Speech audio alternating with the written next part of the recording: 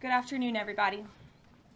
President Trump campaigned on the promise to secure our homeland and deport violent alien criminals from our communities. That is why the American people overwhelmingly reelected him back to this office, and it's why the American people defeated the Democrat Party in devastating fashion. Today, we have officially learned Democrat officials still refuse to accept the will of the American people. Maryland Democrat Senator Chris Van Hollen rushed to Dulles Airport this morning to fly to El Salvador, potentially using taxpayer dollars, to demand the release of deported illegal alien MS-13 terrorist. The Democrats and the media in this room have continually and wrongly labeled Kilmar Abrego Garcia as a Maryland father. There is no Maryland father. Let me reiterate. Kilmar Abrego Garcia is an illegal alien, MS-13 gang member and foreign terrorist who was deported back to his home country. And when Kilmar Abrego Garcia was originally arrested, he was wearing a sweatshirt with rolls of money covering the ears, mouth, and eyes of presidents on various currency denominations. This is a known MS-13 gang symbol of hear no evil, speak no evil, see no evil. Abrego Garcia was also arrested with two other well-known members of the vicious MS-13 gang. And two separate judges found that Abrego Garcia was a member of MS-13, and that finding has never been disputed. And just this morning, it was revealed through Maryland court documents that Abrego Garcia's wife petitioned for an order of protection against him for two instances of domestic violence in May of 2021. And here is the order right here. The court ordered that the respondent committed the following acts of abuse. Once in May of 2021, assault in any degree. And on May 4th of 2021, he punched and scratched his wife, ripped off her shirt, and grabbed and bruised her. This is from a court in Maryland. So not only are Democrats rushing to defend an illegal criminal foreign terrorist gang member, but also an apparent woman beater. To set all of that aside, the basic fact that he was illegally inside our country and had a lawful deportation order made him subject to removal back to his home country of El Salvador. And if he ever ends up back in the United States, he would immediately be deported again. Nothing will change the fact that Abrego Garcia will never be a Maryland father. He will never live in the United States of America again. And the United States Supreme Court ruled unanimously that the President of the United States and the Secretary of State could not be compelled to forcibly retrieve this citizen of El Salvador who is currently locked up in a maximum security prison in his home country due to his MS-13 membership. To remind the media and the Democrat Party, MS-13 are among the most vicious and dangerous individuals in this world. They pose a direct threat to the United States, El Salvador, and any other country who maintains basic law and order. MS-13 rapes innocent girls and women, runs sex trafficking operations, murders for sport, and terrorizes law-abiding people. That's why El Salvador President Bukele made it clear this week that he will not be releasing this MS-13 gang member from his prison. But that is not enough. All of that is not enough to stop the Democrat Party from their lies. The number one issue they are focused on right now is bringing back this illegal alien terrorist to America. But where are the Democrats applauding the fact that southern border crossings just hit a historic low? Where are the Democrats supporting our brave men and women of law enforcement who are putting their lives on the line every single day to arrest the violent illegal alien invaders that the previous administration allowed into our country? And where are the Democrats when innocent Americans are victimized by illegal criminals that Joe Biden let in? It's appalling and sad that Senator Van Hollen and the Democrats applauding his trip to El Salvador today are incapable of having any shred of common sense or empathy for their own constituents and our citizens. Nobody knows this more than the woman standing to my right, Patty Morin, whose beautiful daughter Rachel was brutally maimed and murdered at the hands of an illegal alien in August of 2023. Patty no longer has her daughter because of the failed Democrat Party's open border, and these are policies that President Trump is bringing an end to. Patty should not have to be here today, but she is, and we are grateful and we are honored for her willingness and her request to share her powerful story with the world. Thank you, Patty, for being here. Thank you.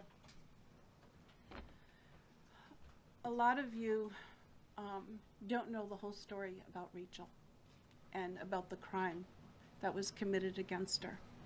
Even us, her family, we didn't know all the details. They kept most of it close to their chest, the detectives, because they didn't want to do anything to hurt the case. They wanted to keep the integrity of the case, so they kept everything close. I sat for the last 2 weeks in her trial, and we saw layer upon layer upon layer of evidence against the accused, an illegal immigrant from El Salvador.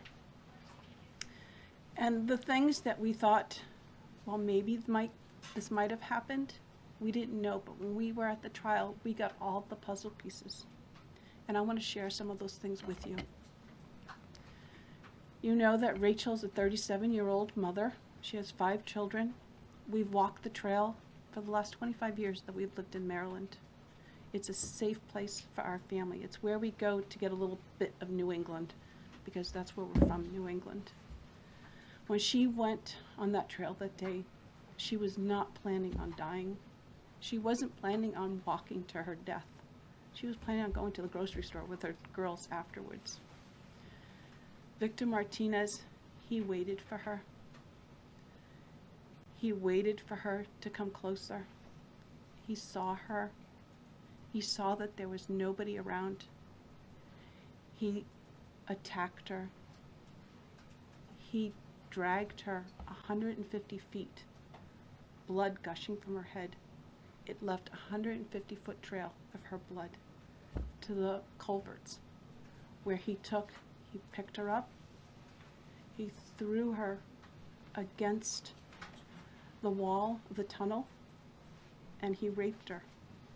But before he did that, he stopped on that trail, and rocks, still stained with her blood, he used them to hammer her head against those rocks.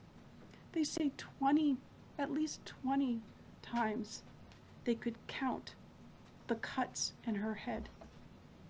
They said that when they did the autopsy, and I've seen the pictures, there's a 6-inch square in the back of her head where the skull is shattered the way that you would crush an eggshell in pieces.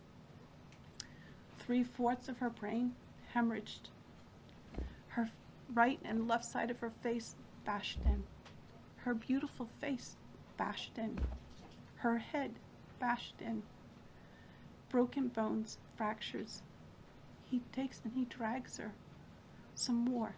He drags her through the thorn bushes. She has all the scrapes and cuts on her body.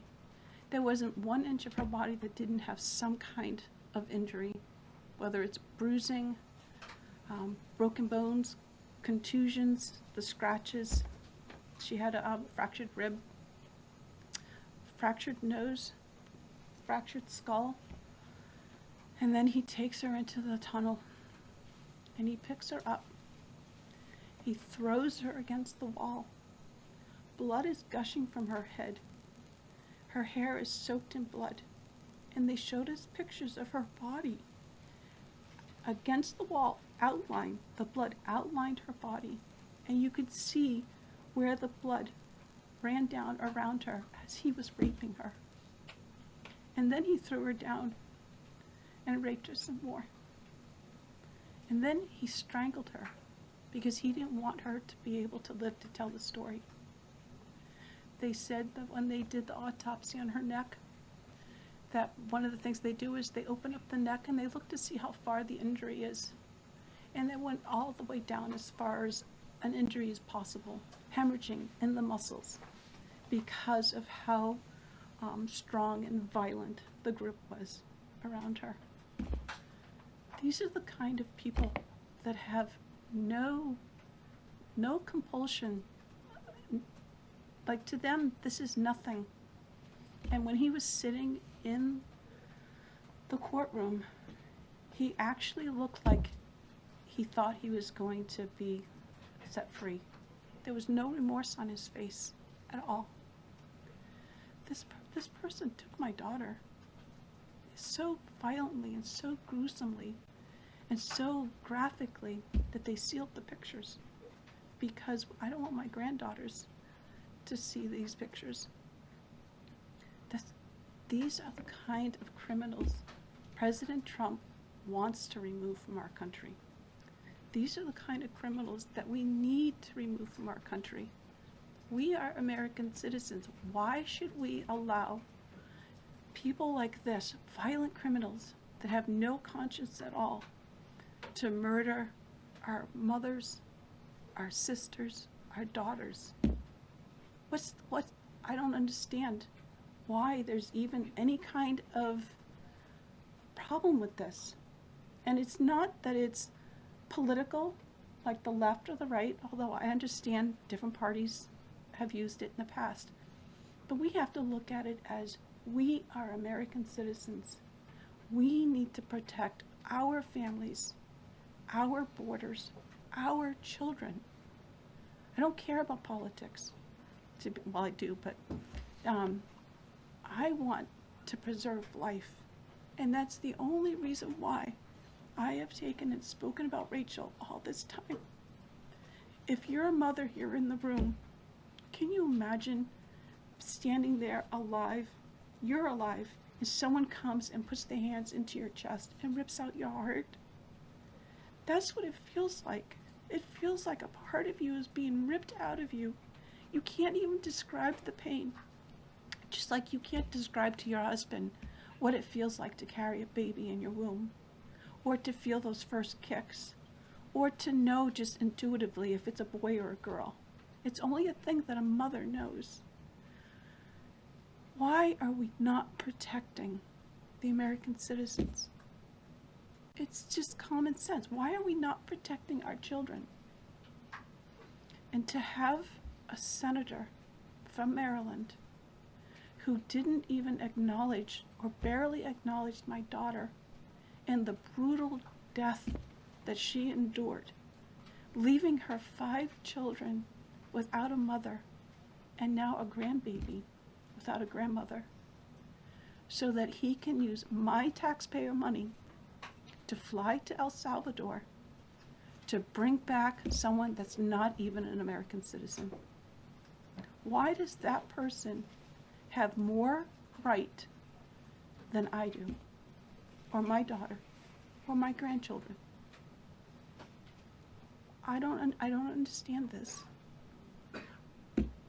Thank you. Thank you. Thank you. And I just want to say that as a mother and as an American citizen, the president and our entire team, and I hope people in this room are grateful for your willingness to come here and your request to share your daughter's story. And I think the country hears you loud and clear. So thank you. Does anyone have any questions for Patty or for me? No? I have a question. No? Anybody? Okay. We'll see you all later. The president will be at his dinner later this evening. Thank you. Thank you for being here, Ms. Morin. Thank you. Thank you. Please.